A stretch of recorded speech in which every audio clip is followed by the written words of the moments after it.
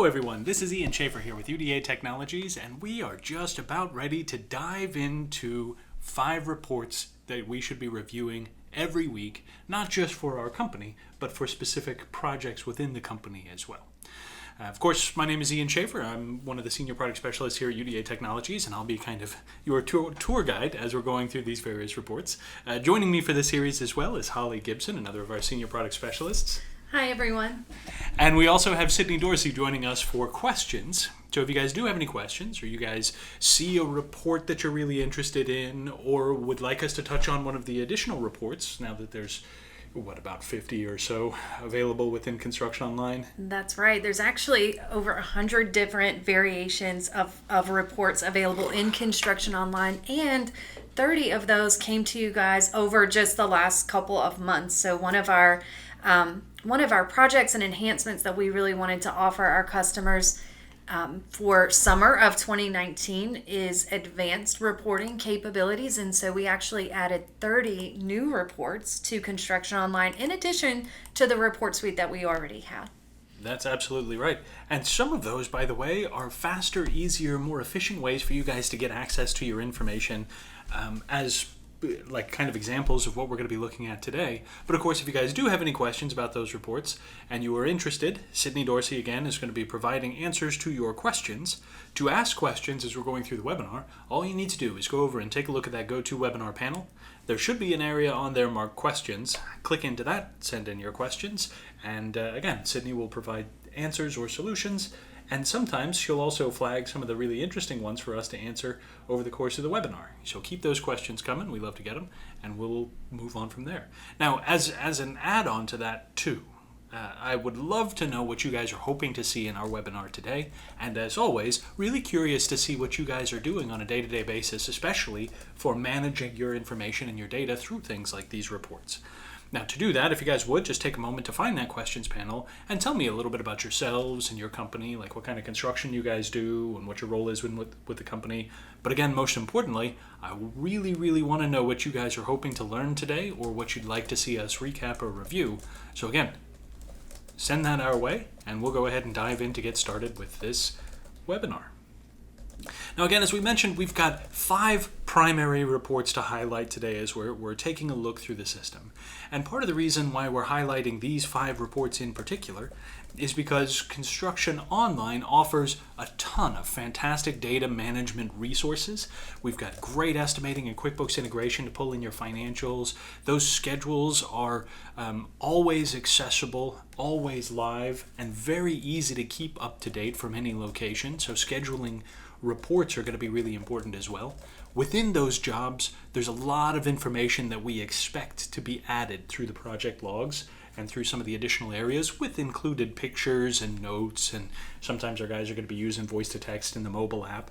So our expectation is we'll get a ton of information in there, and of course clients are going to be interacting as well, so we're going to have messaging going back and forth pertaining to change orders. Lots of detail within these jobs. We need an easy, well-organized, readable method for pulling that information out so that we can recap everything for each project within a few minutes every week, rather than having to invest hours and hours sifting through paperwork.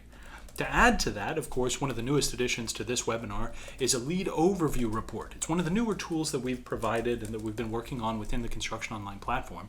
And that's actually where we're going to start today.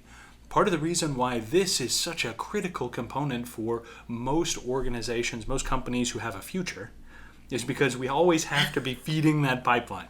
We always have to have more and more content coming in, and we have to focus on that. And the biggest hurdle that I have seen up-and-coming companies or relatively new companies have to overcome is exactly that. Where are we getting new jobs? How are we pulling in more projects? Or, God forbid, you guys feel so successful that you stop paying attention to your lead pipeline, and then it dries up when nobody's looking. So again, lead overview reports are critical, something that you should probably look at every day, not just every week. But of course, we've slid that report in here as well, just to make sure that we have a chance to take a look through it. And that's where I'd like to start today. So, with that said, let's pull up Holly's account. Now, of course, here we are, logged into Construction Online.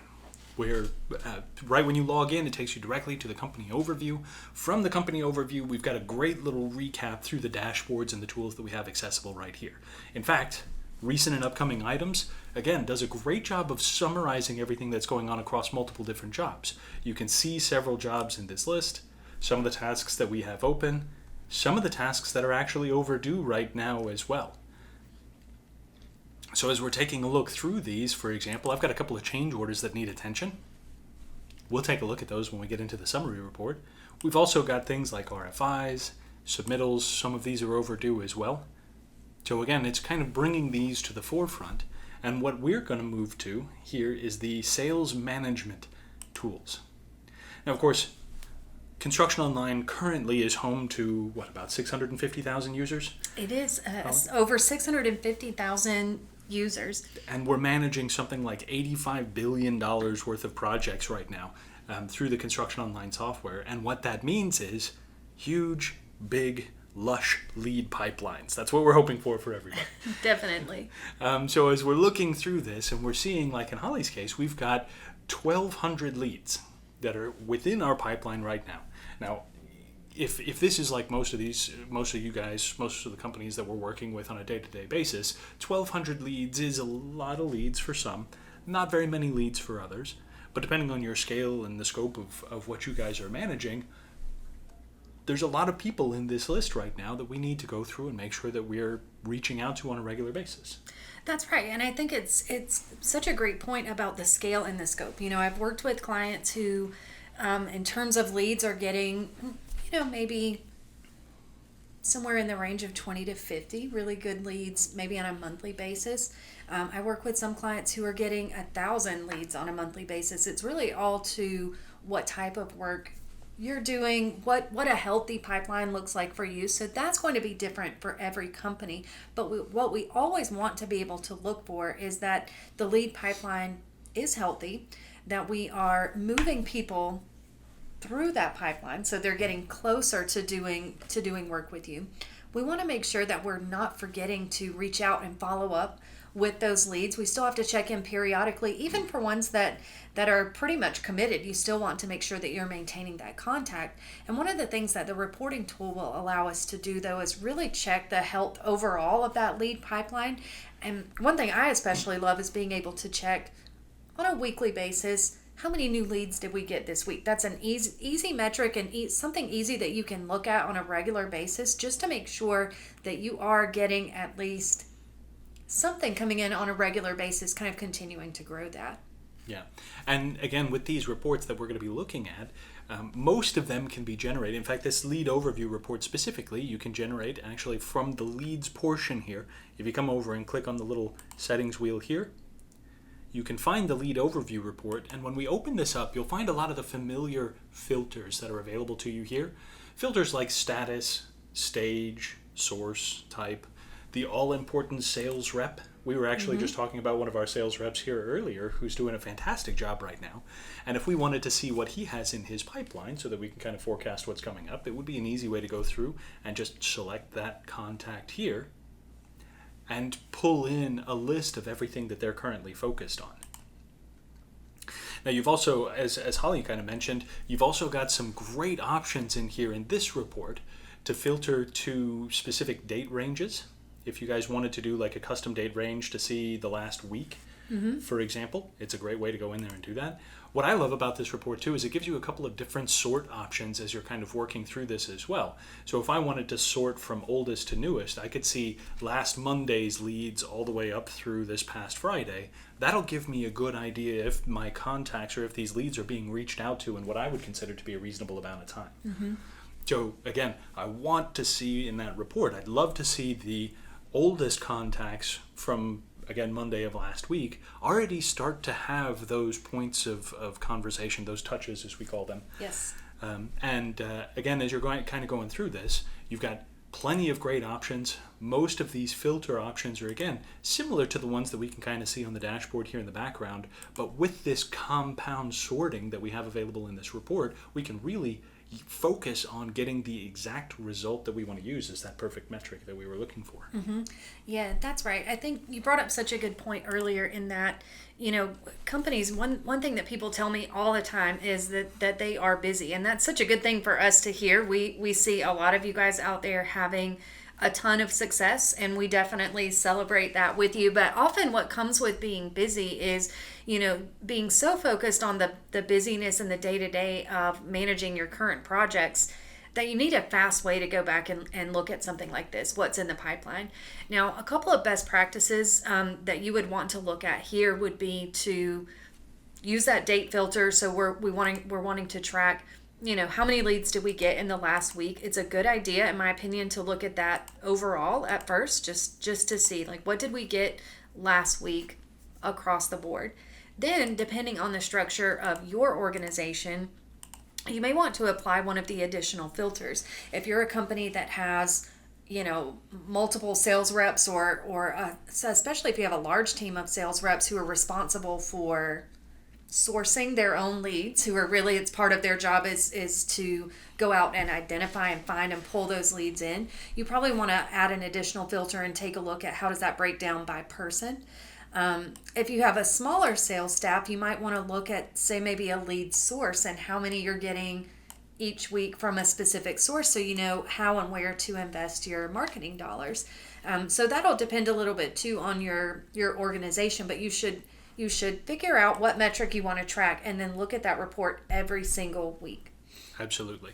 Now, one of the other things that I love about this too is because you have a variety of different sources and types, this could give you some interesting options. I believe since there's a lot of data that we've got in here, I'm not going to be pulling up specifics for you guys, but as you're working through this, areas like source gives you a really, really great way to go through and identify things like home shows. So one of the things that I like about this source is if you go to home shows regularly, you could actually set it up so that you can track this year's home show compared to previous years. That's right. See if it's actually doing better for you than it has in years past, or if those leads are starting to kind of taper off or filter away. Maybe it's time to, again, like you said, kind of shift our focus to a different style of outreach. Maybe what we find is that all of our existing business is doing better. So maybe by pulling that report, we can focus on referrals and repeat business for clients that we've been working with in the past. Again, so much great information that provides really fantastic insight in little to no time. Doesn't require a whole lot of organization or paperwork because most of this information is just right here, readily accessible, and all you have to do is just come into and click create, and it'll provide that added insight as you go. Before we move away from leads, the other thing I would say here is that this particular report is one of those great ones to actually print up and bring with you to a weekly meeting. I found that most companies who are doing this successfully do have some sort of weekly meeting, and I'm sure all of you do as well, but including a sales part of that as that overall meeting is really impactful. So this is a great report to go ahead and just print up, have that information available, take a look at it together as a team in that regular meeting that you're having. And that'll allow you to see now whether or not you need to make any adjustments to account for future demand, whether that be higher than usual demand. Maybe you need to start looking at bringing on some new team members, or whether it be, lower than usual, or maybe lower than usual time for outreach, which might also indicate that you need another salesperson, or it might just indicate that we need to reallocate our time throughout the week. So a lot of insight that you can get here, not just from a sales or lead perspective, but really I think a big picture overall company health perspective as well. Yeah, and this one for me is always kind of interesting too, because Holly, you've kind of touched on one that's really, really important to me on the sales side. Most of the sales teams that I've worked with, they're always extremely positive in meetings. We've got millions of dollars in our pipeline. We've got 100 leads that are going to close this week, and too many jobs, not enough time, not enough builders.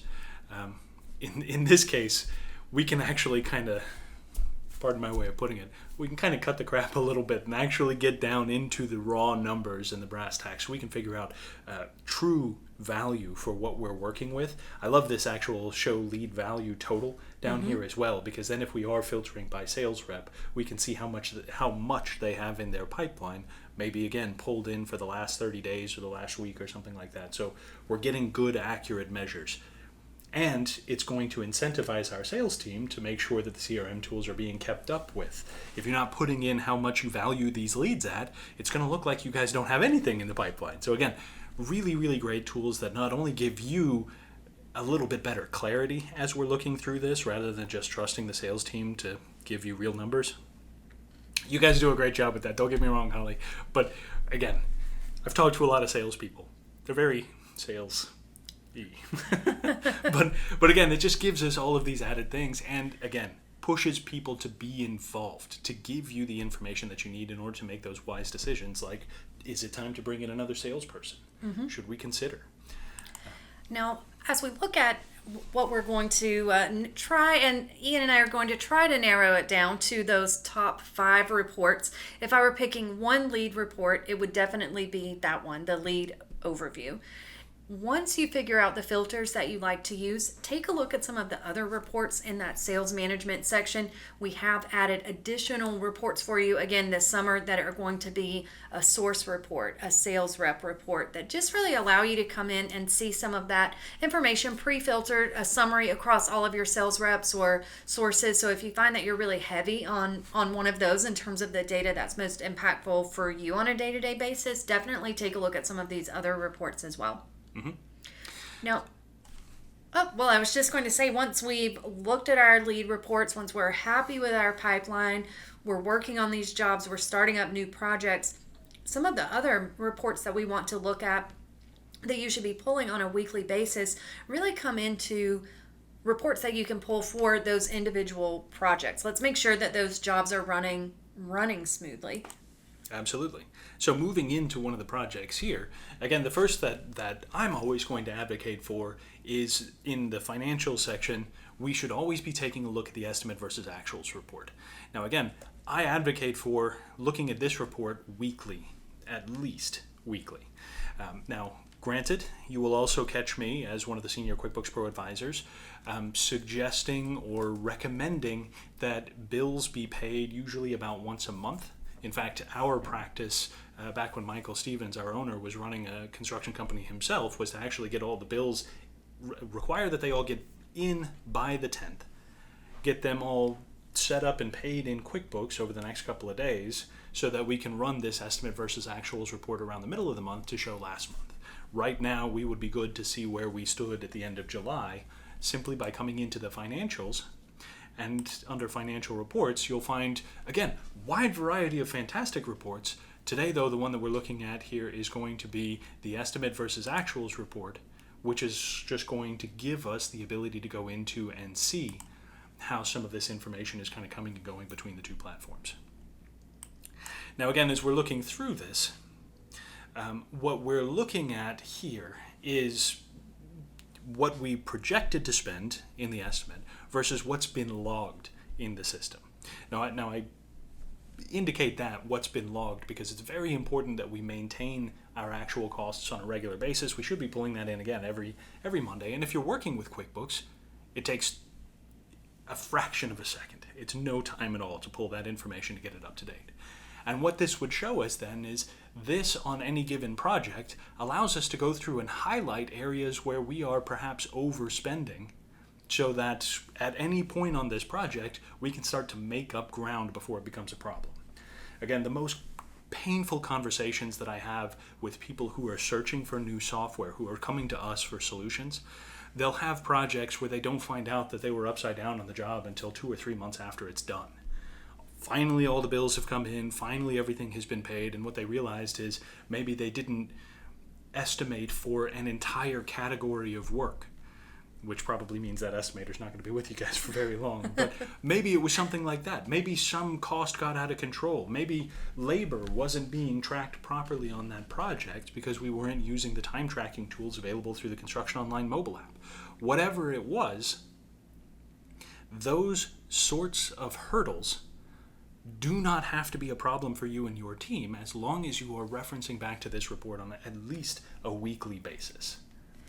That's right. One of the most important things that we see is when you look at running a successful project, we're looking to be 2 things: on time and under budget. And so this estimate versus actuals report is reviewing this on a weekly basis is one of the things that will help you land under budget or right at budget at the end of your project. But it is critical to look at that on a regular basis. This isn't something that you want to wait until the end of the project to run your estimate versus actuals report. It's good to just run it on a regular basis.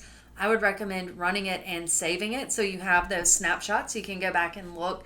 Should an issue arise, you have an easy way to go back and look and kind of compare where you were at different points throughout the project. And what we really want to look for is, is there anywhere where we're not only over budget, but maybe approaching budget too soon?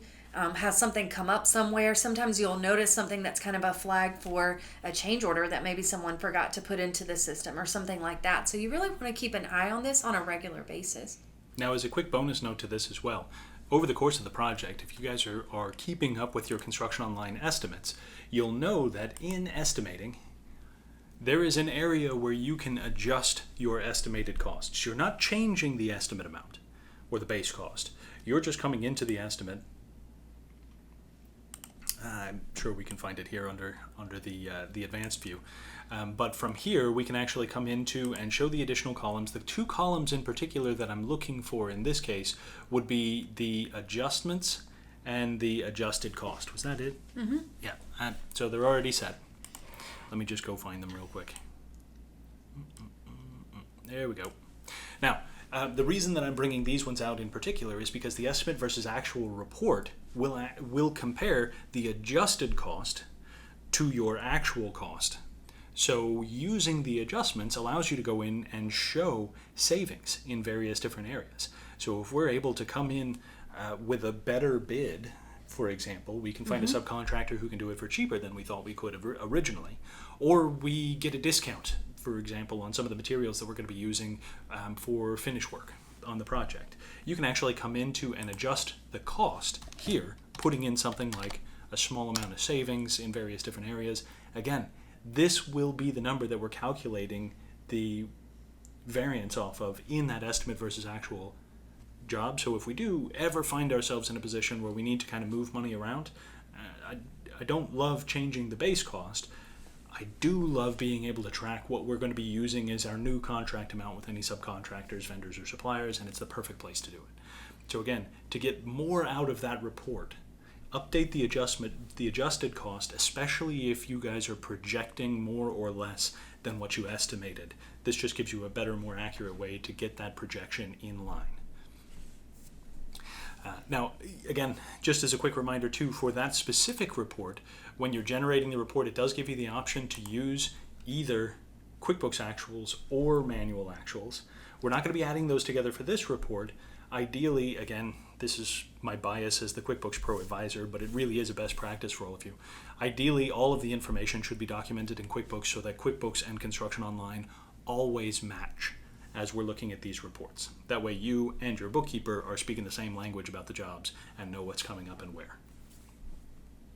Now, Holly, you mentioned the two things that are critical for all of our projects. We want to finish these projects on time and under budget. We were just looking at the under budget part. Let's shift gears now to go look at the on time part. Yes. So again, report number 3 today, you're going to find this one under calendars and schedules. And what we're looking at now is the schedule baseline report. Now, the very first thing that I want to mention about this is the schedule baseline report, as the title for the report implies, requires that we set baselines. So we're going to start by taking a look at a schedule, and I'm going to show you where to find the baselines. Once we set a baseline, that's when the report comes in and provides that added insight.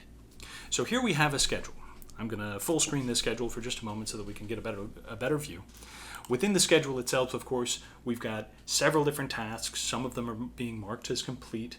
We've got predecessor relationships, so our connections are all in line. You can start to see which tasks are high priority or require a lot of focus. This is probably a result of our baseline schedule or schedule baseline report review last week. Mm-hmm. So we know which ones to focus on now. But as you're looking through, you can also see in the Gantt chart where all the information is kind of connecting and showing up. We're also showing the critical path right now as well in red so that we can see what to super focus on as we're working. So again, just gives you guys an idea of what you're looking at. and an easy way to see what's up and coming. Now, to set those baselines, the first thing that you want to do up in the dashboard portion is click into the baselines area, where it'll actually start to show you some comparison for any of the projects that we might have created in the past. Now, to create a new baseline, all you need to do is just come into and hit the little green plus button, and then it'll ask you for a title for this baseline. Now again, for those of you who are unfamiliar with baselines, the idea here for the baseline is it's taking a snapshot of your schedule and kind of giving you almost like a carbon copy or a comparison point, just so that we can kind of go back to and see where we thought it was going to be as opposed to where it has actually started now. So before you make any changes, before we go dragging and dropping tasks around or anything like that, let's come into and create a baseline.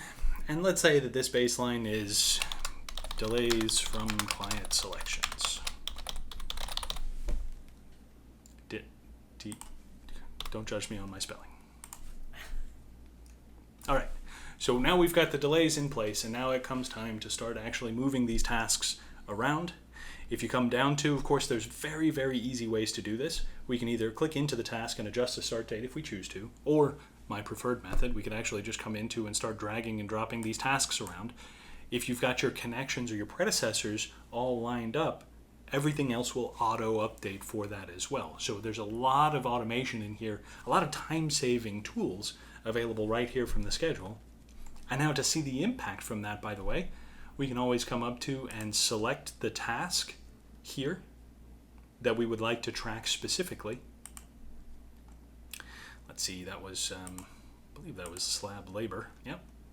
And so now from this baseline view, you can see where the task used to be, as opposed to where it is now, and how far behind schedule that has already put us. This was all, again, based on delays from client selections. So if I'm having this discussion with a customer, I can say, well, at the moment we're about a week behind. Again, we missed some of our deadlines for getting those selections approved, and as a result, we're going to have to push back some of the areas where we were going to be working on this, and here we are. Right, and so of course, for this to work, you would, your process would be to make sure that you create that baseline before you start updating the schedule. So you're going to notice that you need to make some adjustments based on those missed deadlines. When you come into the schedule to make those adjustments, you want to create the baseline first. Now you have a way of measuring the impact of those changes rather than just saying, oh man, the project schedule is, always shifting around, which it definitely is. This gives you a better way to really measure the impact of those changes. Now, notice before we selected this specific area that we weren't really showing behind overall on the schedule. So it may be that task didn't impact the critical path overall, but was starting to put us behind in certain areas. And that's really the value of using not only the menu on the drop downs, but actually running the report. The dashboard is a great place where you can get a quick view to see how far behind am I overall. Then we can drill in a little further and see, well, how far behind are we for this specific section, or what was the impact of this change? When we run that baseline report, of course, we can make some of those selections, but it's really going to give you a little more granular task by task comparison if we want to drill in and really hone in on some of those changes. Now again, too, as you guys are going through this, there are no limit to the number of baselines that you can create within a project or within a schedule in this case. So you'll always be able to go through and set these. As a kind of a pro tip, I suppose, in this case, if you did want to do weekly updates, it would be a good idea to go ahead and add the date to the title that you're assigning to these baselines, just so that when you're going through and looking at these, you could do current schedule as compared to the baseline that we created after we ran the report last week. So again, as you're working through this, select your preferred area. If you want to add some notes, this is fine. It's a perfect place to go add those notes. And then, of course, you can select create to create your report. The other thing to note here is that while you can create as many baselines as you want, if you're a little intimidated by that or aren't really sure where you would start with making baselines regularly, the easiest place to start is just to make one as soon as your schedule is firm or solidified. Once you've got a schedule in place that is what you're going to use as your project plan, go ahead and make a baseline, label it schedule start. That way you can always you always have at least one baseline that you can go back and compare. Even if you don't make additional ones, you've at least got something where you can compare the impact of any changes that you make moving forward, and then you can create additional baselines as needed to represent other periods of time, other things that drive additional change, or like you said, maybe just regular meetings. Hopefully you're having those to see what those adjustments need to be made on a weekly basis, again, as opposed to just like with your budget, we don't want to wait and make a ton of big adjustments at the end. We really want to do that incrementally so that you can make small adjustments to kind of get a better result there. Yeah. Now the added bonus too of doing the one baseline at the beginning of the project, just like we want you to look at most of these reports on a weekly basis, all these reports on a weekly basis, I don't know why I said most. We want you to look at all these reports on a weekly basis. We also highly, highly recommend, almost to the point that we're going to be pretty pushy about it, you should always do a project, like a project meeting where you do a recap once the job is done. That baseline report is going to show you where we were going to start versus where everything finished. And that's a great, great tool to go back and look at to find any potential pitfalls for future projects. If you're going to do jobs like this one in the future, it's really good to find where you ran into hurdles on jobs like this one or this job specifically so that we can prep accordingly. Same for the estimate versus actuals report. That's a great report to figure out if our estimator is still using viable numbers. I think, again, people kind of get into a rhythm when they're working with things like estimate, and it's easy to forget. I think the most obvious or the most glaring example of this is we've got a client that works on large industrial projects. They do like frac sand facilities and batch sand facilities, so it's a lot of metal in these silos and conveying systems and everything like that. And their estimator has been doing this now for, the way he says it, forever. But it's actually been pretty close to about 50 years that he's been estimating these jobs. He's got in his head how much time it goes into that one. And he's got the rough cost for these. He does it in his head before he puts it on paper. When last we spoke, the team figured out pretty quickly that he was still using, I think it was like 1990s metal prices, and no automation for his schedules. So his schedules were far longer than they should have been, but his estimate costs were also far higher than they should have been. So that review became a fantastic way to clean up some of the things that he was doing, and it was really just kind of a coming to Jesus. He just didn't even realize that his muscle memory was causing problems for everybody. So again, throw a couple of reports in front of him, and he fixed it right up. So it was great. It was a great kind of method for them. Now, along those lines, we kind of dwelled there on the estimates versus actuals and the schedule baseline report. As an added bonus in this one, too, I kind of recommend using the schedule conflict report as well on a regular basis, just to make sure that everybody, as we're moving these schedules around, are still available to work at those newly assigned times. So it's a kind of a great add-on tool to work with that baseline. But now we're going to shift gears over to project tracking, because our expectation is that our team is going to be putting in a lot of information here under daily logging, where we're going to start to acquire or accrue tons and tons and tons of detail here through the project logs or the daily logs within these jobs. Now, if you're sitting in front of your computer and you're looking at the computer screen, from the calendar view or the month view here for daily logs, we can see several of these logs that are being entered. From here, you can even click on the log and it'll take you in and you can kind of see what's going on for them. Then we can step into the next day, perhaps. Down here at the bottom, start clicking through some of these various different logs and see what's being organized for all these different areas. Nothing on equipment, materials. But you can see I'm already doing a lot of clicking. That's right. And so to help in this case, we've developed a project log report. In this case, we're going to be using the combined log report to just pull everything that's happened over the past week. I want to see everything from everybody that we worked with. Just give me everything for the week. Now, in many cases, these project logs are going to be coming from your internal team, maybe coming from project managers or superintendents, you can actually set it up so that your subcontractors or team link members can enter project logs as well through their mobile app or through their team link portal. In most cases, depending on how you've got your account set up, but usually you'll start to get little notifications when those logs are posted, so you're getting that information in real time. There's no delay. You've got that information coming to you. But again, when we think about doing those regular project reviews, keeping our jobs on track, being able to just sit down and look at not just one piece of information, but everything that's gone on the job this week, that's where you really want to pull this report on a weekly basis, review all the logs at once. This gives you a chance to look at all that information side by side, kind of spot patterns, see what's going on. Usually what you're reading on these log reports will start to drive the changes that you may need to make on your schedule, adjustments that you want to look out for on the budget by reading this information as it's being reported in from the job site. As a fun side note to this too, because I'm sure that it affects some of you as much as it affects me, if I start to get a lot of information from a lot of different sources, in my head it kind of gets scrambled up a bit, a lot. And so the added benefit to generating this combined log report is it helps me separate out each of the projects so I don't start thinking that every single job out there is having trouble with concrete setting because it's raining.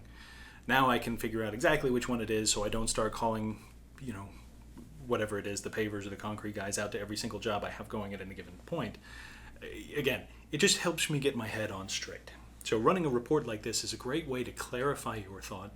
And again, my assumption here is that we're going to have something similar to weekly meetings. Mm-hmm. Almost every team that I've ever worked with has like a site super meeting every Tuesday morning or something like this. It's a great way to kind of pull all the information together and maybe review it on Monday before that meeting on Tuesday so that we can say, okay, Jen, looks like your jobs are going great.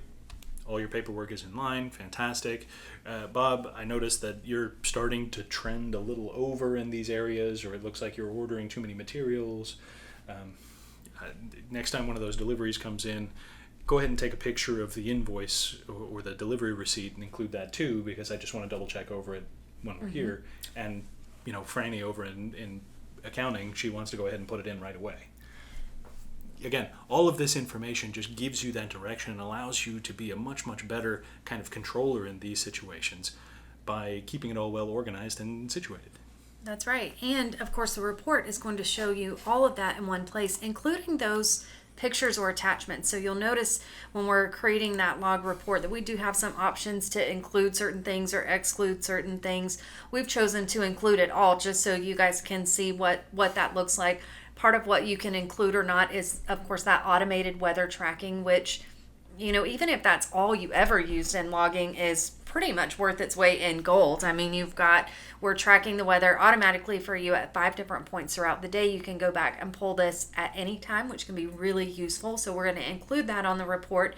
We're going to include any of the previews from attachments that you've added so that when we do things like take a picture of that receipt or take a couple of photos to go with a work log, that's going to show right here on the report as well. So you really do have one single place or one single report that you can go to see all that information together.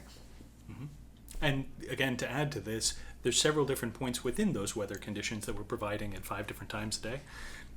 Areas like wind condition. If you're a roofer or if you've got roofers that are going to be going out to the job site and they've got to take a break because the wind is starting to pick up a little bit too much, you'll have record of it. You'll have all of that information documented, and then somebody could probably post a little note down here saying that, yeah, sure enough, it was pretty bad all day and we don't want to have guys up on the roof with 40 mile an hour winds. You'll also notice that it is going to be providing this information in real time, of course. So as you're pulling this detail through, all of the information is going to be tracked for you as soon as you turn on weather tracking, and of course you can include that if you like. Even better still, we're pulling little data entries here. Pictures look really sharp. Any additional attachments that you might be including are going to be in here as well. And again, Holly, to your point, it's all in one place, so we can kind of go through and get a full recap on the project really quickly and easily. Now, if we're looking at, again, the reports you should be reviewing every single week, this one, number 4, your project log report, and the combined report is what you would want to use here in most cases. You want to pull in all of that data.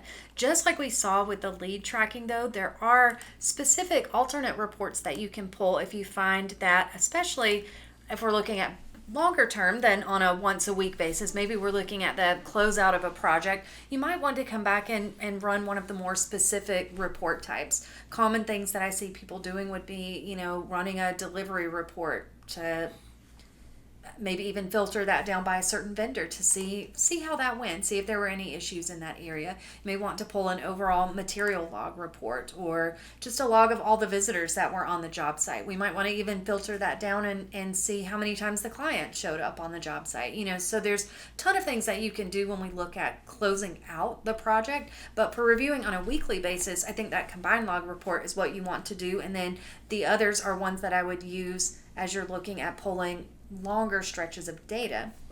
Yeah. Unless, of course, you maybe want to run, say, a weekly work log report. That would be an example of one I'd see people doing, especially in conjunction with those schedule adjustments.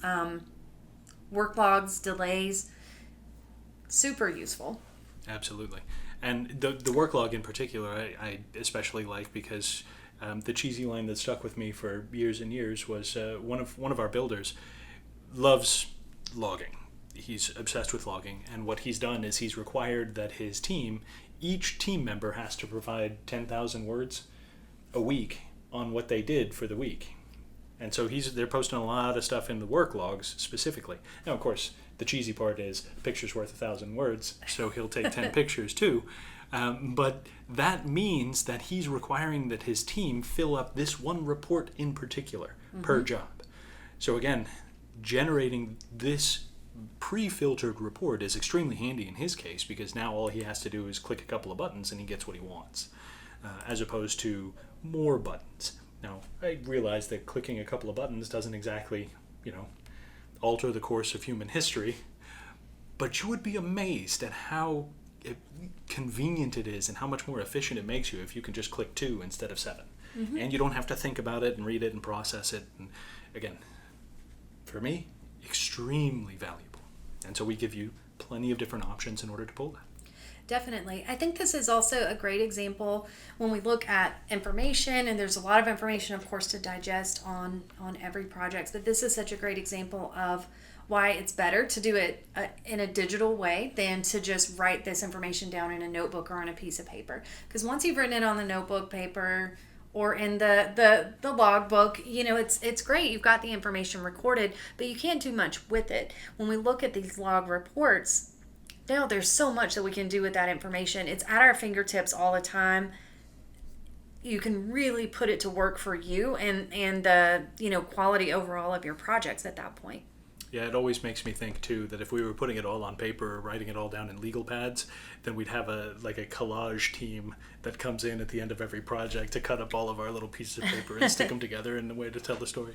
Again, with this, all you have to do is just generate the one report, or if you want a different style report, you can close that one and generate a different one, or if you want to tell us a very specific story or gauge how a subcontractor has been doing for you, you could pull a work log, filter down to just that one contact. You could say, I want to pull everything associated with this one related contact. And again, you can use these reports to provide you any key piece of information or any kind of intel that you need to get out of your jobs. Again, fantastic resource for that alone. So we're coming up on our 5th report that we think you should review every week, and we've talked a little bit about keeping the job, of course, on time, under budget. We've got a lot of information that hopefully you'll be reviewing on a weekly basis. We're looking at those schedules and adjustments. We're looking at estimates and actuals. How are we standing? Reviewing our project logs. So you've got a lot of information coming, and usually what's going to happen is that as we're reviewing all this information, one thing is going to be inevitable, and that's change. Most projects are going to have adjustments that have to be made. One of them, of course, is going to be change orders. Those are going to be something common happening throughout your project, and we want a way to really be able to look at those on a regular, again, weekly basis here to see what that impact looks like, see how well those change orders are being managed for each of your projects. And the other part to this as well, I'm very, very glad that the change order summary report has made it into this one as well. As we're having those meetings and as we're reviewing these jobs, sometimes we might agree to very, very small adjustments on the projects. The one that we always use as our example is, so we're hanging all the drywall and the sheetrock, and we're starting to do painting and everything like that. And the client comes in and they look around and they're looking down at the outlets in the room that we've just mostly finished at this point. And they're like, I don't love the spacing. Could you guys maybe take this one outlet and just move it over like 3 feet? That'd be great. And it's small, right? All you have to do is, just like grab it and move it. That's not a big deal. And the supervisor, in a lapse of judgment, might say, yeah, sure, we'll do that. First, we're going to, of course, have a sit down with him and, probably pop him on the head for that. But more importantly, that sort of discussion is something that kind of comes to the forefront, or we can kind of shed a little bit of light on it when we start looking at this change order summary report all the time. My question has always been, as we're looking at that summary report, okay guys, does this still cover all the scope changes that we've done for the customer, or all the scope changes that we've promised? Are they still covered by this list of changes? If yes, great, we can continue moving forward. My only question is, why don't we have a signature on this one yet? If no, what do we need to add in here to get that stuff covered? Because I don't want to have anything slip by us on these projects. That one small outlet shift, 3 feet, could be $500 or $600, depending on how the wall is set up and everything that we have to tear out and move. Again, far more than you might think just looking at it. And I keep turning around and looking at the outlets in my wall. But again, these are the kind of things that just slip.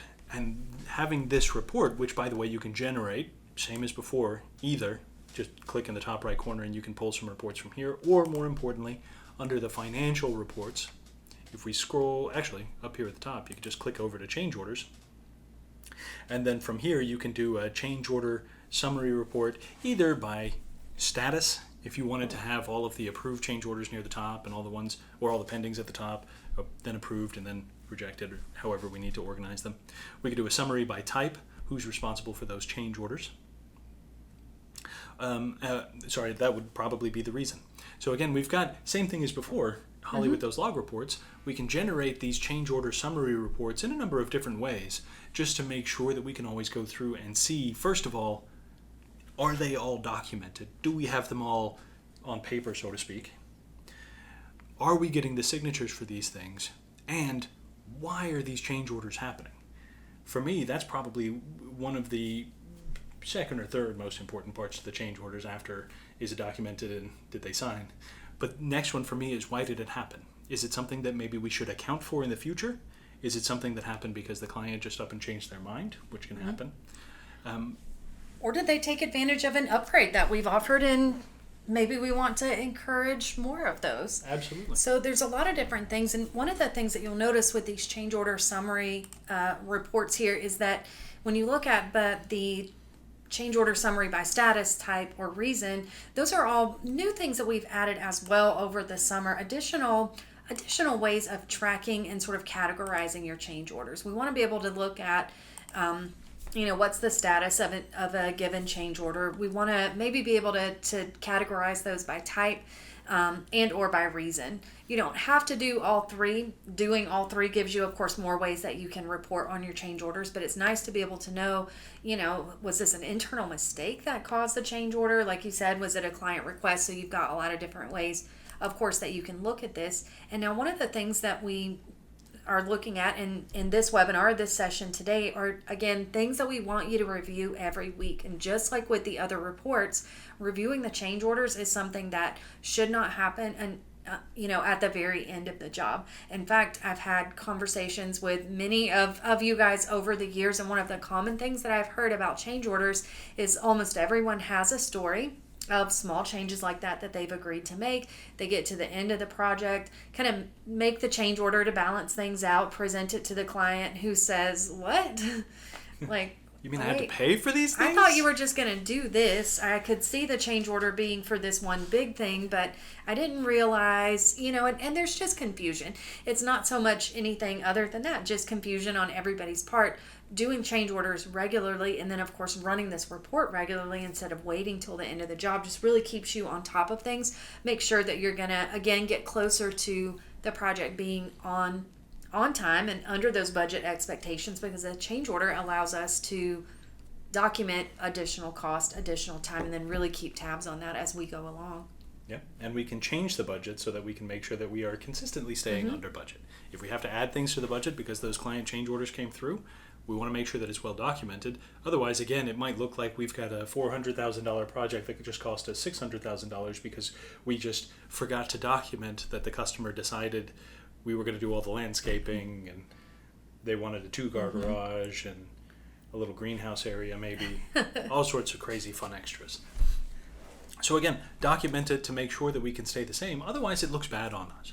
And with this change order summary report, again, it allows us to account for those things. No more missed billing for change orders. If we're looking at the summary report regularly, and everybody who's involved in that project has a chance to review it as well, we can catch things that might have been overlooked or things that just haven't been documented yet. The other part to that always causes trouble is, well, I talked to the customer about it and we just haven't put it on paper yet, or we haven't entered it into the system yet. Okay, well, now that we've identified that, let's just go ahead and do it. Let's go ahead and get it into the system, and that way we don't have to say we haven't done it yet. Now we can say, okay, there it is. And again, as we're pulling these reports, by the way, with the change order summary reports documented for these various different reasons or statuses or whatever it might be, again, the report is simple. It's an easy to read report that just kind of outlines everything. It's a lot like the summary that we have on the main dashboard. This one, though, allows us to do the same thing. We can send this to the customer so that they can see a full listing of everything that's involved. That's also going to be extremely beneficial because then they can see the cost impact as they're making these adjustments. The most notable of those that I've seen, we have a client that was building a home for an athlete, a pro athlete. And the project itself was supposed to be like a $3 million house. By itself, pretty substantial.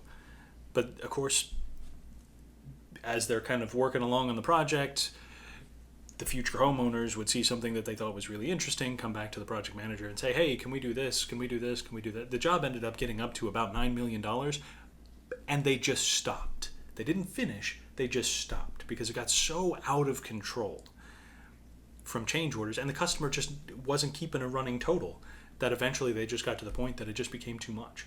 Again, take this, send it to the customer on a semi-regular basis, and now you're giving them that insight as well by doing something as simple as just giving them a little link to download this change order summary report as well.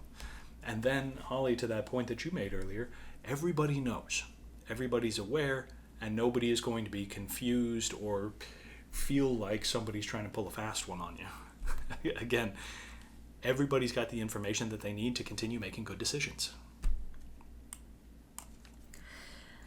So that's our 5 reports. We think, again, you should be running these on a weekly basis. So Mondays or Fridays are usually good days for that. Thursdays are great days for it too, but pick a day, do it regularly, sit down with your team and review. It'll improve the quality of your projects just with a few simple, report reviews a week. Now, one thing that we can go ahead and do, of course, is have you guys, if you have any questions at all, go ahead and start sending those over as we wrap up. While we wait on those questions to go in, Ian, outside of the 5 reports that we've covered today, what additional report would you like to highlight, or what are you really excited that we've added recently on the reporting side of things? Well, Holly, in case it's not obvious, I'm still trying to catch up on all the different reports that have been added over the summer. There's just been such a wide variety of fantastic reports, but lately I've been spending most of my time looking at all the great new revisions and redlines. So as far as I'm concerned, one of the biggest high value items isn't one that we're talking about right now, but it is actually some of the tools that we put in there. So instead, I'm going to buy a moment, and Holly, what is your favorite? You've been looking through all these. You know all the new ones that have been coming up, and you sprung the question on me. So what's your favorite? What's your exciting new report? Well, I don't know. I think My answer is about like yours, really. I think I love them all. It's kind of like trying to pick your favorite child or something. I think there's actually a lot of value to be had in any of the new reports. I think there's a lot of value to be had in some of the ones that we've had in the system for a while. Of course, like the estimate versus actual, things that we really want to dive into and take a look at. The, again, overall health of the project, I think, is always a great thing. A couple of things I think that I don't know, maybe my favorite that we haven't talked about today is something that we've done for punch lists. So we haven't really changed the report there. You can still run your same punch list report, but we have added the ability, of course, for you to sign those punch lists digitally before we do that print, which is really great. So if you especially are doing a walkthrough with a client, you can go in and you can go in, have your iPad maybe, go through your punch list, get some things checked off, and then once you've done that, go ahead and sign off on it yourself. Maybe don't laugh at my signature. I think it looks great there, but you could have your client sign off on it, or Yeah, I was going to say, are you signing for me now? yes.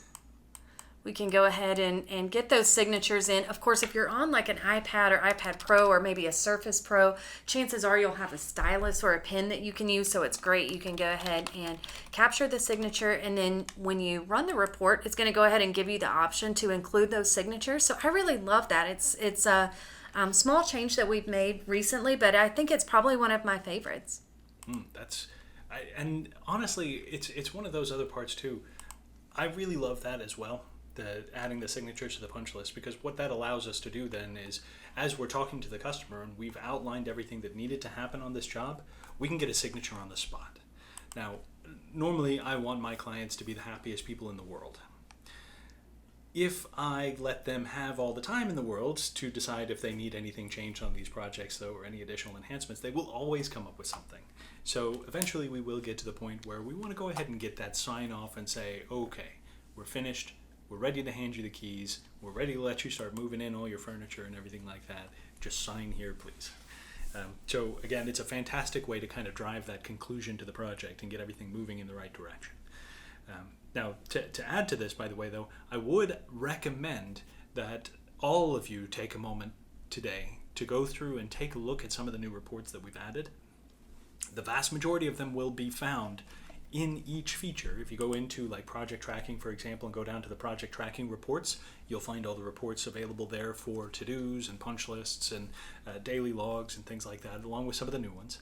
Same for financials, for communication. If you wanted like RFI summary reports or submittal reports or anything like that, you'll find them, calendars and schedules. All of these areas will include the new reports so that you can always go back through and recap and find some of the new tools. And to answer your question as well, some of those new reports will also include things like for change orders, as an example. There are change order reports that will show you things like schedule impact or the number of days or the duration for those change orders. So again, take a moment to go through and take a look at these. Now, as I guess an added request in this case, Holly, you asked me, I kind of waffled. I then asked you, we kind of got an answer there too. It was about signatures, but that works. But I would love to actually pose the same question to the rest of you guys viewing today with us as well. What's your favorite report? What kind of details were you guys looking for? And which reports, so here's a fun one for me too. Which reports do you guys use on a regular basis that have actually changed the way you do business because now you have access to them? Again, after having these discussions with clients in the past, they'll start running these reports. Some of the ideas for this one actually came from the fact that our clients have started getting all of the paperwork together rather than hoping their supers come into those project meetings with everything they need. Now our guys are just pulling the reports themselves and saying, hey, is this still accurate? So it kind of changes the dynamic in those meetings and makes what would otherwise be like a 2-hour meeting trying to pull teeth out of these guys into maybe a 10 or a 15-minute meeting to cover all the jobs all at once. Well, because there's just so much information at your fingertips. The other thing that I'll show you guys, while we have, looks like a few questions coming in, a few great requests for reports, some great feedback about the reports that you guys are using there. One thing is that we've covered, of course, a lot of ground today with the different reports. One other new thing that we've added for you guys is this company reporting tab over here on the left. So if you just want one place where you can go and easily sort of link out to the different reports that are available to you, you can just choose company reporting. You can come right here maybe to project tracking, and you'll have all of those reports available in one place. So if you ever want to go in and take a look at maybe just what all's available and kind of get an idea of what that looks like, this would be a great place to do it. We did have a great question come in about the added days to the schedule on the change order. One thing that people really love about the change order page is that summary. So if you ever need to just kind of do like an overall summary or overview of the change orders, this change order overview report right here will do that for you. And it will give you a section that's going to just give you a total of all of the added time across all of your change orders. So it's a great report to run if that's the kind of information that you're looking for there. Yeah, and this one especially is, we look at the overview internally on a very regular basis. Mm-hmm. We still have a situation where some of our clients aren't quite comfortable enough logging in and going online to review all these things. So again, being able to take that sort of dashboard or that sort of tool, pull it out into a PDF or a paper copy like this one and hand it off to the client, again, makes them happy as well, especially if they're the kind of group that would rather not have to log in to find the content. You've got the easy ability to provide all that content with them at just a few clicks as well. Oh, we added sales management to it as well. We can access all 5 reports right here. So we hope that you'll start. Again, pick a day of the week, run the reports every week, sit down, look at your team. Looking at the reports, though, does give us a chance to talk a little bit about our webinar that we have on the books for next week, which is a new dashboard or digital report in Construction Online called Scorecard. So that's what we're going to focus on next week. It's actually part of a new webinar series that we're doing this fall for you guys, our new feature spotlight. Our team has definitely been hard at work adding new features and enhancements and tools and just better ways for you to use Construction Online. And we want you guys as our customers to be able to really keep up with that, know what all's available to you in this fantastic platform. So we're going to be doing some webinars coming up over the next few weeks to just spotlight some of those new features and tools that we've added. Next week we'll be focusing on Scorecard, which is just a great way to get insight into your team's productivity. So we've taken a lot of time today to kind of look at ways that you can analyze your projects. This is really going to give you a way to do the same with your team. So we'll be excited to share that with you guys next week. Mm-hmm. And we're going to talk about some of the additional enhancements that we've made to the already existing. Of course, this is going to be Scorecard 2.0. Mm-hmm. So we're talking about how we've added additional features and maybe even talk a little bit about some of the future tools that you guys will be able to access and use with this feature as well. Also, as we move forward, don't forget this is going to be a regular thing. So if you guys are interested in joining us for this webinar that we're looking at now and any future webinars, don't forget you can always find that list just by going to UDATechnologies.com and go to New, or from Construction Online. Let me go back to the main page. Well, you can find them usually under the Company tab here, where you can get to Webinar, the Webinars list. And from this list, you'll find upcoming webinars, today's webinar, of course, and all previous webinars that we make available on demand, because we are recording this and several of our future webinars. We'll always have them available to you guys here just in case you need a recap. For now, though, I believe that's going to cover most of the time that we have for you, in addition to most of the content. Again, this has been 5 reports that you guys should be reviewing every week. Don't forget to join us next week for the scorecard. Until then, I hope you all have a wonderful afternoon, a wonderful weekend, and we'll talk to you guys again soon. Take care. Thanks for joining, everyone.